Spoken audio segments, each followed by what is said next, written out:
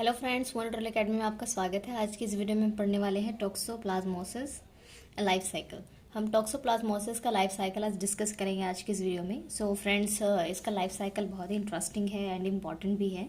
तो टॉक्सोप्लाज्मा क्या है? गोनाइडिया इज अ प्रोटोजोअन पैरासाइट है that in fact most species of warm blooded animals, so including humans, and causes the disease toxoplasmosis। तो toxoplasma गोनेडिया क्या करता है कि टॉक्सोप्लाज्मोसिस डिजीज कॉज करता है, और ये बेसिकली किसके अंदर, ब्लडेड जो एनिमल होते हैं और इंक्लूडिंग उसमें ह्यूमंस भी हैं, ह्यूमंस के अंदर भी ये इन्फेक्शन कॉज, डिजीज कॉज करते हैं। ठीक है, सो हम इसकी लाइफ साइकिल के बारे में डिस्कस करेंगे फ्रेंड्स।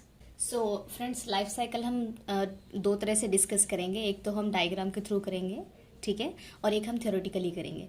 थ्योरेटिकली क्या है कि एग्जाम में आपको जो पैटर्न होता है वो आपको किस तरीके से लिखना है with the help of diagram, तो आप उससे देख के लिख सकते हो। ठीक है, सो लाइफ साइकिल आप दो तरीके से मेंशन कर सकते हैं।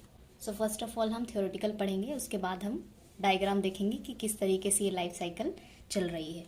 सो फ्रेंड्स, लाइफ साइकिल हमारी स्टार्ट होती है, ये हमारा अनपॉर्चुलेटेड ओसिस्ट है, are shed in the cats faeces. तो क्या होता है कि हमारा जो ओसिस्ट है, ओसिस्ट क्या होता है, शेड हो जाता है कैट के फेसेस में। ठीक है, so although oocyst are usually only shed for 1 to 3 week, large number में बी शेड। तो क्या होता है फ्रेंड्स कि अगर 1 to 3 वीक वो शेड रह जाती है ओसिस्ट में, तो क्या होता है कि लार्ज नंबर शेड हो जाते हैं उसमें। So oocyst take 1 to 5 days environment and becomes infective. तो क्या होता है कि ये जो ओसिस्ट है 1 to 5 days में स्पोरुलेट हो जाता है एनवायरनमेंट के अंदर, और क्या है कि ये इन्फेक्शन कॉज करता है, यानी वो इन्फेक्टिव हो जाता है। सो फ्रेंड्स, एक हमारा यहाँ पे ओसिस्ट है, ओसिस्ट क्या हुआ, कैट के फेसेस में गया, ठीक है, वो शेड हुआ, और वहाँ पर वो कितने टाइम रहा, 1 to 3 वीक में क्या होता है, वो shed, large number of shed हो जाते हैं। ठीक है, सो यहाँ पर है 1 to 5 days में अगर वो स्पॉटुलेट हो जाता है इन्वायरमेंट के अंदर, तो वो इन्फेक्शन कॉज करता है। So intermediate host in nature including birds and rodents so becomes infected after ingesting soil. तो क्या होता है कि जो फेसेस है बेसिकली सॉइल में होगा, ठीक है, तो क्या होते हैं कि जो होस्ट होते हैं नेचर के, बर्ड्स हो गए, रोडेंट्स हो गए, ये क्या होते हैं कि इन्फेक्टेड सॉइल के अंदर क्या होता है कि वो इंजेस्ट कर लेते हैं उसको, और क्या होता है कि वो वाटर और प्लांट मिनरल कंटामिनेटेड विद ओसिस्ट। अब क्या है कि इससे क्या होगा कि हमारा जो प्लांट है वो कंटामिनेटेड वाटर के कांटेक्ट में आएगा, सॉइल के कांटेक्ट में आएगा, तो क्या है कि वो भी कंटामिनेटेड हो जाएगा। तो क्या होगा कि ओसिस्ट से अगर कंटामिनेटेड हो गया है तो वो किसी दूसरे पर्सन के बॉडी के अंदर एंटर कर सकता है ओसिस्ट। ठीक है, so oocyst transform into tachyzoites shortly after injection.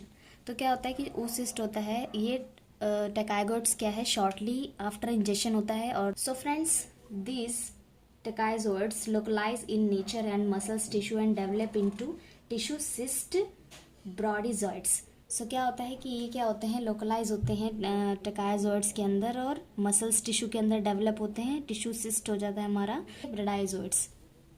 So cats becomes infected after consuming intermediate host harboring tissue cyst। तो क्या होता है कि जो हार्बोरिंग टिश्यू सिस्ट होता है उससे क्या है, कैट जो है वो इन्फेक्टेड हो जाती है।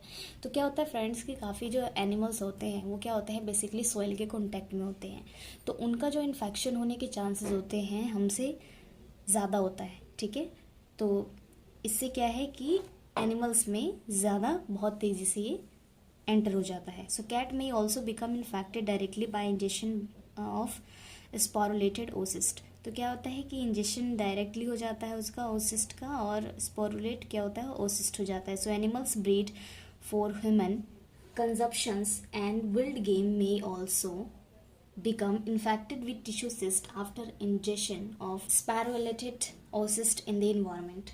तो क्या होगा, जो एनिमल ब्रीड्स होंगे ह्यूमन कंजप्शन में क्या होगा, जो वाइल्ड गेम्स होती हैं ये क्या करती हैं कि ये इन्फेक्शन डायरेक्टली इंजेस्टेड हो जाता है स्पोरुलेटेड ओसिस्ट के अंदर, सो इन्वायरमेंट के अंदर। So humans can become infected by any of several roots.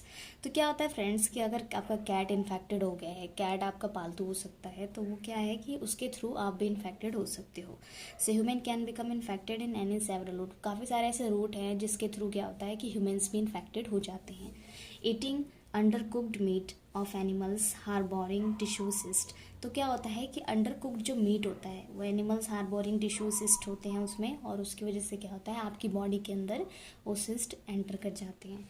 So consuming food और water contaminated with cat faeces और by contaminated environmental samples such as fecal contaminated soil और changing the litter box of pet cat। तो क्या होता है कि जो consuming food और वाटर होता है वो बेसिकली जो कैट के फीसेस से कंटामिनेटेड है, तो अगर और इन्वायरमेंटल सैंपल जैसे हो गया, फीकल कंटामिनेटेड सॉइल हो गया, फिर changing the litter box of a pet cat. अगर आप पेट कैट के लिटर बॉक्स भी चेंज कर रहे हैं तो उससे भी आपको कंटामिनेशन हो सकता है फ्रेंड्स, ठीक है। ब्लड ट्रांसफ्यूज़न और ऑर्गन ट्रांसप्लांटेशन। सो आप कहीं आपका ब्लड ट्रांसफ्यूज़न हो रहा है, जैसे कि कोई ह्यूमन इन्फेक्टेड हो गया फ्रेंड्स, अब एक ह्यूमन से दूसरे ह्यूमन में जब ट्रांसफ़र होता है तो ये ब्लड के थ्रू भी हो सकता है जब आप किसी को डोनेशन दे रहे हैं, या फिर कोई ब्लड ट्रांसफ़र हो गया है किसी अदर पर्सन में, तो ट्रांसप्लांटेशन और ब्लड ट्रांसफ़र के थ्रू भी क्या होता है कि वो ट्रांसफ़र हो जाता है। सो ट्रांसप्लेसेंट्री फ्रॉम मदर टू फीटस। तो मदर टू फीटस भी, जैसे कि किसी मदर को जो अभी प्रेग्नेंट है, प्रेग्नेंट वुमेन जो होती हैं, अगर वो कंटामिनेटेड हो गई हैं उस सिस्ट से, ठीक है, टॉक्सोप्लाज्मोसिस से, तो क्या होगा कि उसके बेबी को भी होने के चांसेस 100% होते हैं, ठीक है। So in the human host the parasite from tissue cyst most commonly in skeletal muscle, so myocardium, brain and eye, these cysts may remain throughout the life of the host। so क्या होता है कि ये क्या होते हैं human host के अंदर जो पैरासाइट है वो टिश्यू सिस्ट मीन्स मेनली क्या होता है कि स्केलेटल मसल्स, मायोकार्डियम और ब्रेन और आइज, तो क्या करता है कि ये बेसिकली सिस्ट जो है उसको रिमेन थ्रू आउट कर देता है लाइफ ऑफ द होस्ट। वो क्या करता है पूरी लाइफ उस होस्ट को ये इन्फेक्ट करता है। जो हमारा स्केलेटल मसल होता है उस पर इन्फेक्ट करता है, मायोकार्डियम पे इफेक्ट करता है, आपके ब्रेन पे इफेक्ट करेगा और आपकी आइज पे भी इफेक्ट कर सकता है।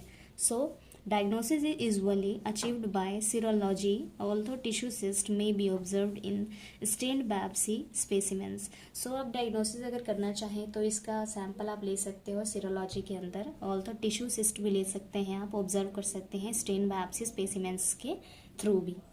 Diagnosis of congenital infection can be achieved by detecting T. gonorrhea, Toxoplasmosis gonorrhoeae. DNA is a amniotic fluid using molecular method such as PCR। जैसे कि मैंने आपको बताया फ्रेंड्स कि जैसे कि कोई प्रेग्नेंट वुमेन है, अगर उनको इस केस में ये हुआ है टॉक्सोप्लाज्मोसिस गोनोरिया सिस्ट एंटर कर गया है, तो उस केस में क्या होता है कि उनका एमोनेटिक फ्लूइड लिया जाता है, कहीं बेबी कंटामिनेटेड तो नहीं है, तो उसका फ्लूइड सैंपल, एमोनेटिक फ्लूइड सैंपल लिया जाता है और मेथड यूज़ करते हैं हम PCR method, polymerase chain reaction method, ठीक है। तो ये तो हमारा था फ्रेंड्स थ्योरेटिकली आपको लाइफ साइकिल बताया है। हम डायग्राम के थ्रू भी देख लेते हैं कि किस तरीके से आपको डायग्राम शो किया जाता है। तो डायग्राम आपको छोटा सा दिख रहा होगा, ये आपको दिख रही होगी टिश्यू सिस्ट है ये हमारा, ठीक है। सो फर्स्ट नंबर पे हमारा क्या हुआ, कैट के फीसिस के थ्रू, फिकल ओसिस्ट के थ्रू क्या हुआ, जैसे कि रैट ने इसको फीसिस को क्या है कि यहाँ पे इंजेस्ट कर लिया, तो यहाँ पे कंटामिनेशन के चांसेस हैं। और यहाँ पे पिजन क्या है, यहाँ पर आपको एक पंच बर्ड दिख रहा है, बर्ड ने क्या किया टिश्यू सिस्ट के अंदर उसके एंटर हुई और ये फोर्थ साइकिल चल रही है, यहाँ पर कैट के पास वापस आ गई, ठीक है। तो पहले ना कैट इन्फेक्टेड था वो सिस्ट से, ठीक है, तो उसके फीकल से ना रैट और बर्ड भी इन्फेक्टेड हो गए, तो दोबारा ये कैट भी इन्फेक्टेड हो सकता है। तो अब क्या है, जो फीकल ओसिस्ट है ये 3 तरीके से इन्फेक्शन कॉज कर रहा है। आप देख सकते हो कि एक इन्फेक्शन यहाँ पे रैट हो रहा है, दूसरा यहाँ पे पिग हो रहा है, क्योंकि आप जानते हैं कि ये सारे जो एनिमल्स होते हैं वो बेसिकली क्या होते हैं कि जो ये अटैच्ड होते हैं, हमारे सोइल से अटैच्ड होते हैं, नीचे धरती से अटैच होते हैं, ठीक है। आप ये फूड फ्रूट्स वगैरह भी देख सकते हो कि प्लांट टिश्यू के थ्रू और वाटर के थ्रू, सॉइल्स के थ्रू ये कंटामिनेटेड हो सकते हैं। तो आप देख सकते हो पिग और आपकी जो ये शीप है वो भी कंटामिनेटेड हो गई है, और जो बेसिकली पोर्क और बीफ खाते हैं, वो क्या है कि अनकुक्ड जो मीट खाते हैं उसकी वजह से भी जो ह्यूमन है वो इन्फेक्टेड हो जाता है। प्लस में एक ब्लड ट्रांसफ्यूज़न मैंने आपको बताया कि ट्रांसप्लांटेशन और ब्लड ट्रांसफ्यूज़न के थ्रू भी जो ह्यूमन है वो कंटामिनेटेड हो सकता है, ठीक है। एंड देन थर्ड पार्ट हम देखते हैं कि इसमें कंटामिनेटेड फूड वाटर के थ्रू जो है ह्यूमन इन्फेक्टेड हो सकता है, ठीक है।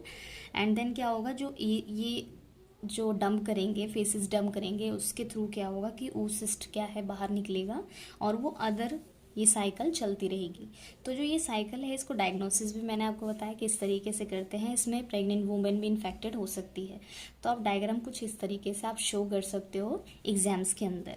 सो फ्रेंड्स, हमारा टॉक्सोप्लाज्मोसिस लाइफ साइकिल यहीं पे फिनिश होता है। तो अगर कोई भी डाउट है तो आप कमेंट बॉक्स में पूछ सकते हो फ्रेंड्स। मिलते हैं नेक्स्ट वीडियो में। Thank you so much.